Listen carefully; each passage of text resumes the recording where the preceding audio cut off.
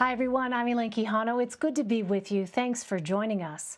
As we move into the final days of the Trump administration, the transition period is finally starting to show signs of looking like an actual transfer of power. It comes after the House voted to impeach President Trump for the second time, a distinction held by no other president in U.S. history. Unlike the first impeachment just over a year ago, 10 Republicans broke away and voted with the Democrats. The outstanding questions now are, what will the Senate do and when? The president did not mention impeachment in a pre-recorded video released after the vote, but he did urge his supporters to refrain from the violence that led to this impeachment while continuing to deflect blame. I unequivocally condemn the violence that we saw last week. Violence and vandalism have absolutely no place in our country and no place in our movement. We have seen too many riots, too many mobs, too many acts of intimidation and destruction. It must stop. Whether you are on the right or on the left, a Democrat or a Republican. Photos from the past 2 days show workers on the White House grounds unloading and carrying out boxes. You can see Trade Advisor Peter Navarro here emptying his office. The White House pool also captured video of Biden-Harris inauguration banners being set up across from the North Portico. The president-elect applauded what he called a bipartisan vote cast by members who followed the Constitution and their conscience. He did not say if he supports the Senate voting to convict President Trump on the incitement of insurrection charge or barring him from running for office in the future. Security is set to be much tighter in Washington for the inauguration than it was before the siege on the Capitol. Streets around the Capitol, White House, and National Mall are being barricaded through the events next Wednesday. States are also activating some of their National Guard members to send to D.C. Many are having to balance that with their own security prep due to threats to state capitals as well. Zeke Miller and Olivia Beavers join me now. Zeke is a CBSN political contributor and White House reporter for the Associated Press, and Olivia covers Congress for Politico. Welcome to you both. Olivia, I want to start with you. Before we get to inauguration, I want to ask, first of all, how you are doing, because you were there inside the Capitol as it was being attacked. And, you know, I read your first-person account in Politico of what that was like and the accounts of your colleagues as well. It was absolutely chilling. How are you doing? Elaine, thanks for asking. I think that, the trauma is still sort of setting in for some of us. My experience was in the House chamber when it was evacuated. And for us, I never saw the face of a single rioter. And so we kind of had this, ignorance about what was happening outside those walls. And we didn't know just how gruesome and ugly and brutal it was getting. And I think that, when I think about some of the police officers, some of these staffers, some of the members who did have, any kind of run-in with a rioter and thought that their life was in jeopardy might have had a worse experience. But, some of the reporters that I evacuated with, we've started a chat group, and we're talking about the trauma and how our body is processing it. It doesn't go away, the glass and everything gets cleaned up a lot faster than sort of this fear that embeds itself in your body. Well, I'm really glad to hear that you and other journalists are sort of supporting each other, because it's so important to acknowledge, the gravity of what happened at the Capitol. So I'm glad that you're able to talk to us about that. I'm glad you're here to analyze what is to come, because this story is far from over. Olivia, have we learned anything more about the accusations from members of Congress that some Republicans allegedly aided in the attacks planning, according to some of these Congress members of Congress? Well, actually, that's something that we're trying to still figure out. We're not hearing the names of the Republican lawmakers that they are accusing of giving these tours. And the irony is, I remember when I was walking into the Capitol, I also saw groups of people, and it struck me as odd. And I thought maybe they were family. But when I bounced this back with some of my sources, they said families shouldn't have been there. They should have not been giving tours with constituents. They should have not been doing it with anyone because of COVID measures, safety measures. So it should have been a bigger flag to me on a day that, I just sort of was focusing on what was ahead with the certification vote. But people were around the Capitol in the days ahead, and I think that that is a red flag to these Democrats.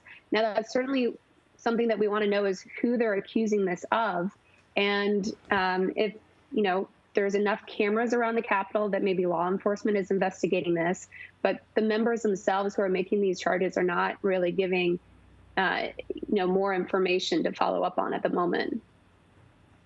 All right, we'll continue to watch that. So, Zeke, in the meantime, we know this security threat is ongoing. How is it impacting planning for inauguration? It's impacting the scale of the inauguration, which is already, the biggest event that takes place in Washington, D.C. every 4 years. It brings in law enforcement officials from across the country. National Guard are always part of that planning.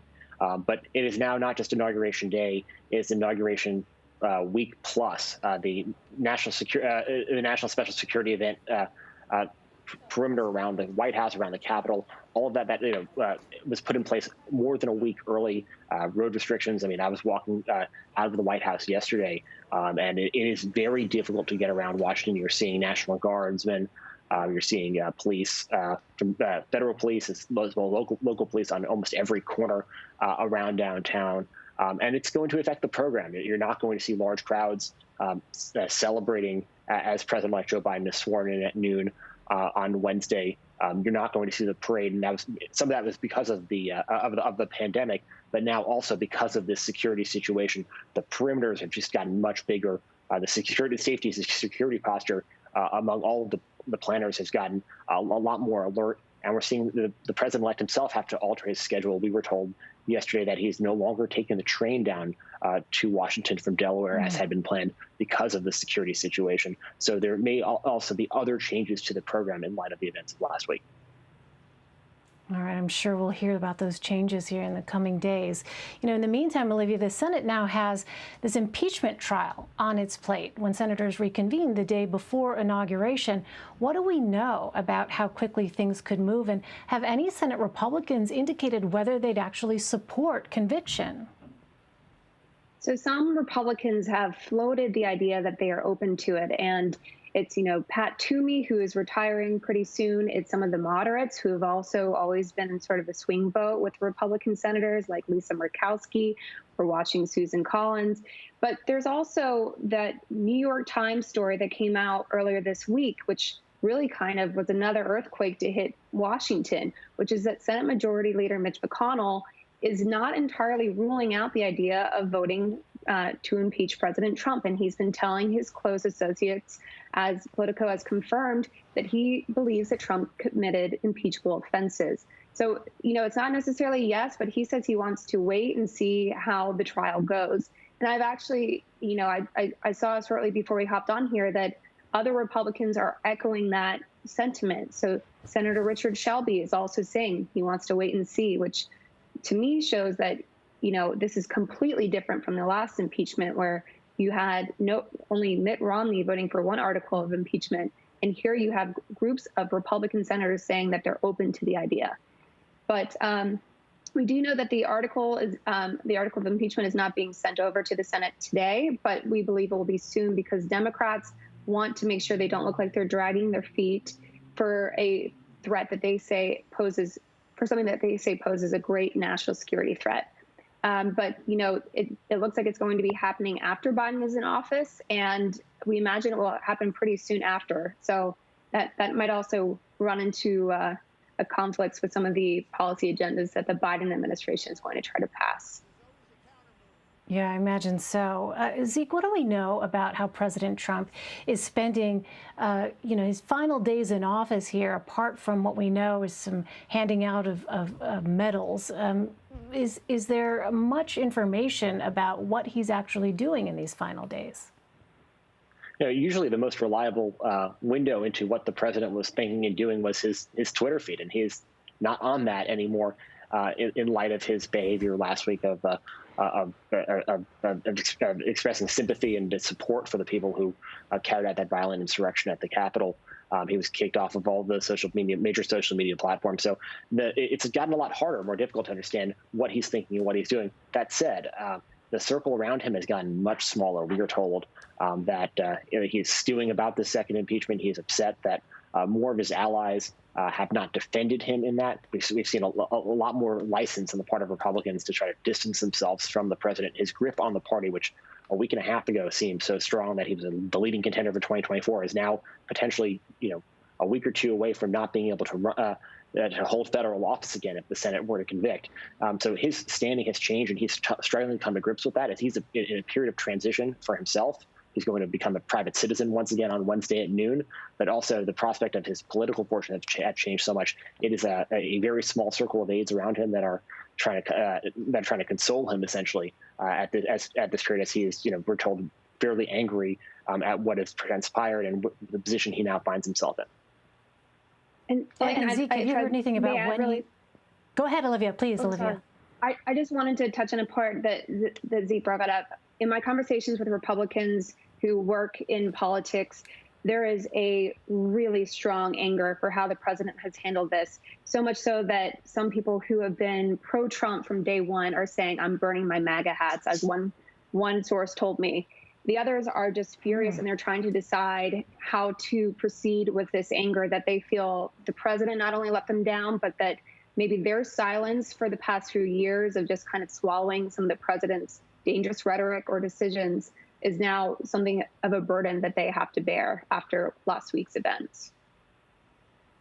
And so how does that factor into impeachment and thinking about that, Olivia? I wonder how that weighs on them, because you also have into this mix this real fear factor, because we know lawmakers on both sides of the aisle have literally been threatened. Their lives were in danger, and they continue to receive death threats. Right. Well, it's still kind of unclear, because you have some Republicans arguing that impeachment will just be more divisive.